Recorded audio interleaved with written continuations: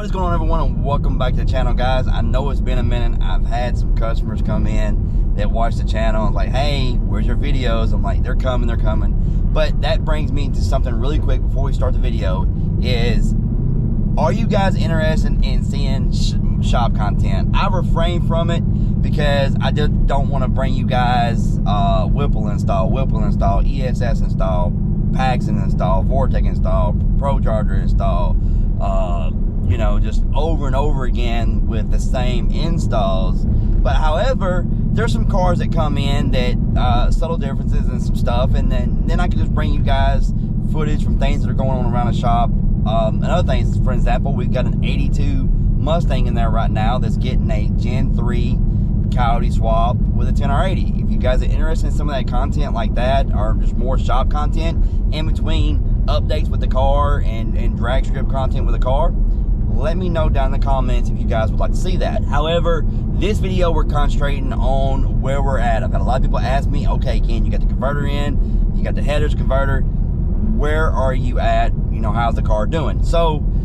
we've got 3 track outings we're going to talk about in this video. When we put the converter in, I called Circle D, I had them spec it out for me, told them my plans with the car and what's on the car right now, and they spec me out a converter. I have the part number down in the comments. We are also a Circle D dealer, so you can also hit up our website, hprautomotive.com. We have been adding a lot of parts to that, so guys, go check it out. We're still adding items in, and I'll talk more about that in the next video that I bring you guys. But anyway, guys, let's move on to the topic of this video, the drag strip and what have we picked up since we've put the converter in. So the last time I had the car out to the drag strip was an 1/8 mile drag strip without the converter. We went a 17760 with a 696 at 108 mile per hour. So keep that in mind as we progress through this video. But we did take it to the 1/4 mile after we got the converter in.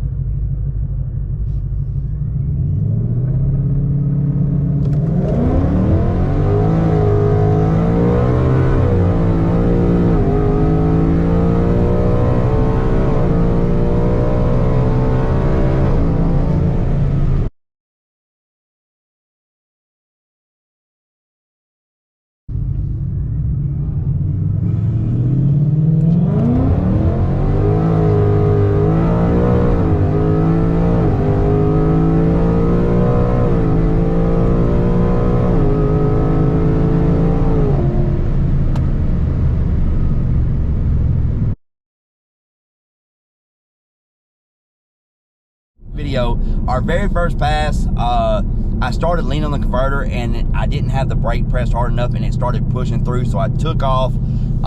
As soon as I felt it, I took off because I knew it was going to affect the 60 foot.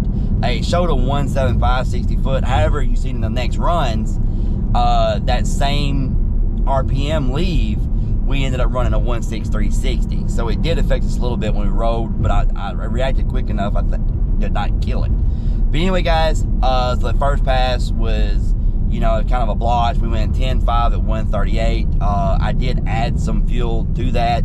Reason being is I didn't want to run low of fuel during my 3 runs. I didn't know how much I was going to have to let it idle, move it up in the pits. With, I think it was like over 130 cars in the True Street.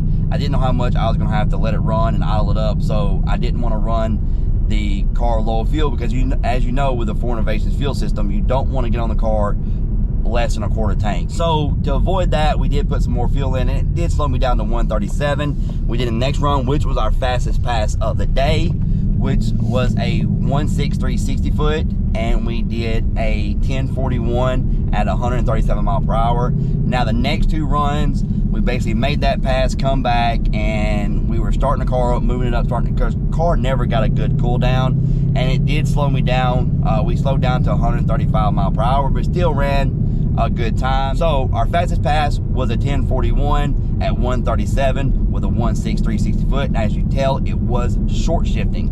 Now, one thing I want you to pay attention to, guys, is the 8th mile time on that 1041 pass. The 8th mile time on that 1041 pass was a 679 at 107 mile per hour. So keep that in mind, because our next passes are going to be 8th mile passes. So you've got to keep that in mind. So I get the logs over to Daryl, and guys, Daryl's doing a phenomenal job with this. He even, the next weekend, he came to meet me at another track, and it rained us out. So just a bummer. He went out of his way to meet me at the drag strip, and we were going to sit there. We were going to go back and forth that night, but it rained us out.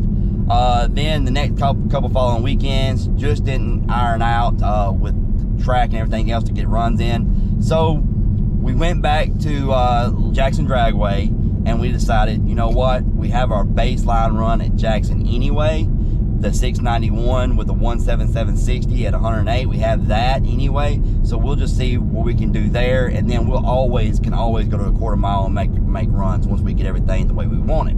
So we went there, and here's the footage from that, guys.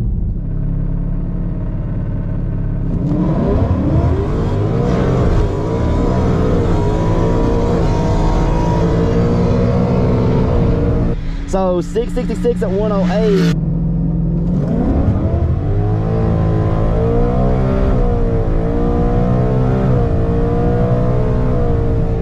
So we went 666 at 110. This thing likes to run 660. I don't like that, guys. It picked up 2 mile per hour though. We spun a little bit, but I don't think that hurt me too bad.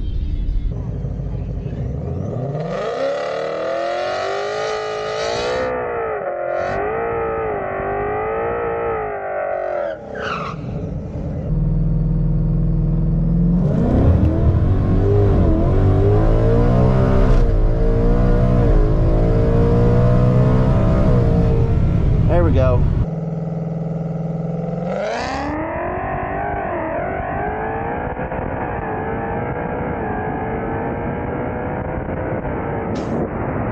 All right, we went 663 at 109 that time. A 158.60. So we got down to a 1560. So on our first run, we went a 666 at 108. Now I only left at 2,000 RPM. So, and the trends actually shifted out around 7,500 RPM in first gear.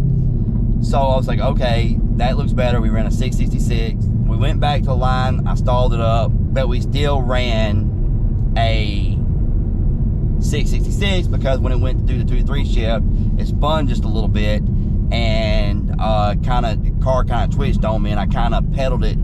I think the log said 75%. So we pedaled it down to 75% and back up. It probably hurt me just a little bit, but we still went at 666 again. I'm not really liking the 666s at that point, but anyway, went back up. We tried it again. We started back up. We did a 1560 foot. We did a 663 at 109 mile per hour. It did short shift from first to second. So sent the logs to Daryl. Then he sent me a couple of different tunes, and then we ended up going back this last Friday night.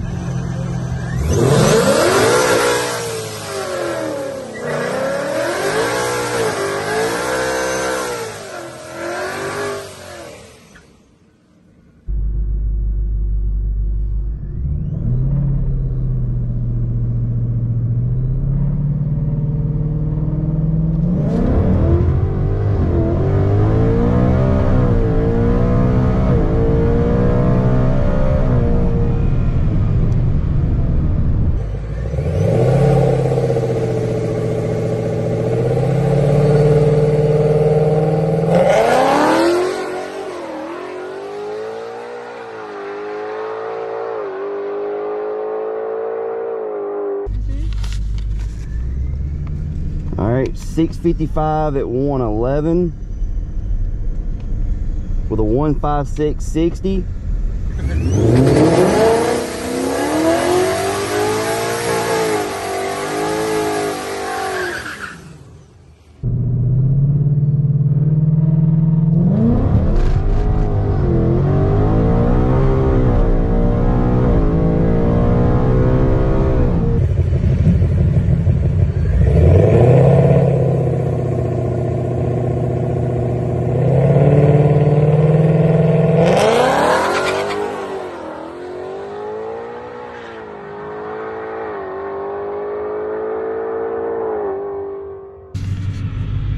Yeah, I knew it slowed down.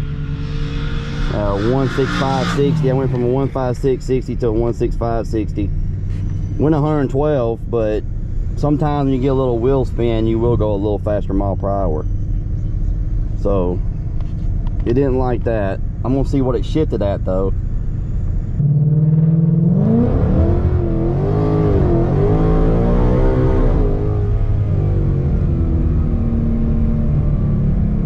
Alright, so as you can see, we went, the fastest pass, we went a 655 at 111 mile per hour with a 15660 foot.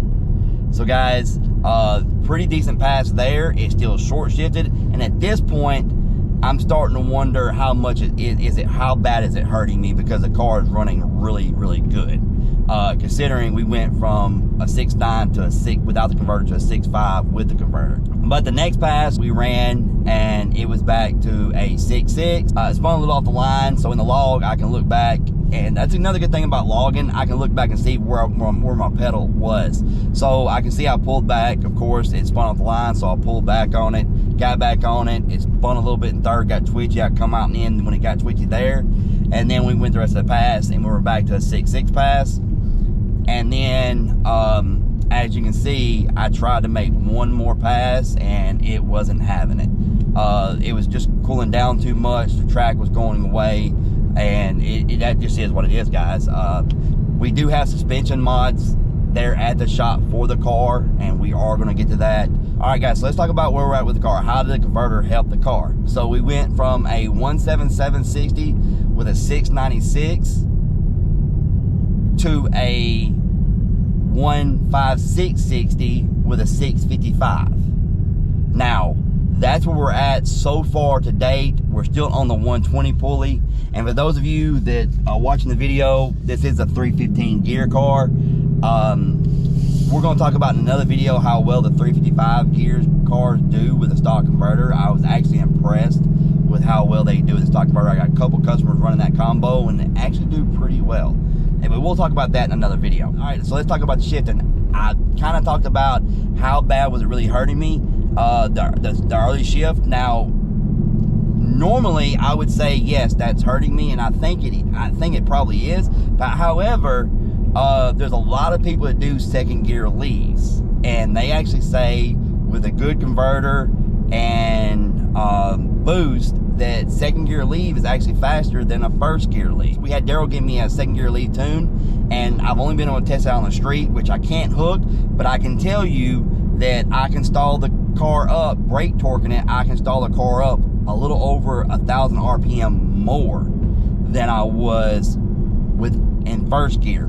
So what is that going to do? One, it's going to put me higher in the RPM when I leave, which is going to put me in the more boost when I leave. And I can tell you right now, from testing on the street, it's no slouch. So we have a couple tunes to try next time we go out. We've got the second gear leave tune, and then we've got the first gear leave tune that's got some stuff turned off that he believes is playing with us because of the converter. And guys, I let the tuners do their job, and I do my job. So we're going to get where we want it. I think the second gear leave tune is going to be really good, especially when we start pulling down, which we're going to be doing. I've been playing around the 120 pulley. Philip keeps messing with me about how long you're going to stay on the 120 pulley, and I keep telling him I don't want to make the car a lot faster, like pulling it down without getting a solid run. But I think the 655, I think it's a really solid run. Does the car have a little more in it? Maybe. It's hard to tell, guys. If those of you wondering what we do in the quarter, if all you did was subtract what we did in the 8th mile from the 8th mile, 679 with the 1041 to our best 8th mile with the 655, subtract that, You subtract that from the 1041, it puts us around a 1017, which is not bad. Now that's to say that it doesn't pick up more, because I've seen some time slips from ESS cars that run around a 6.6 and they run a 10.1. So we were in a 6.5. So I think it's doing better than that, but we're just gonna go with that for now. But anyway, guys, I hope you enjoyed this footage. If you did, please hit that like button, subscribe if you haven't, and we'll see you next time.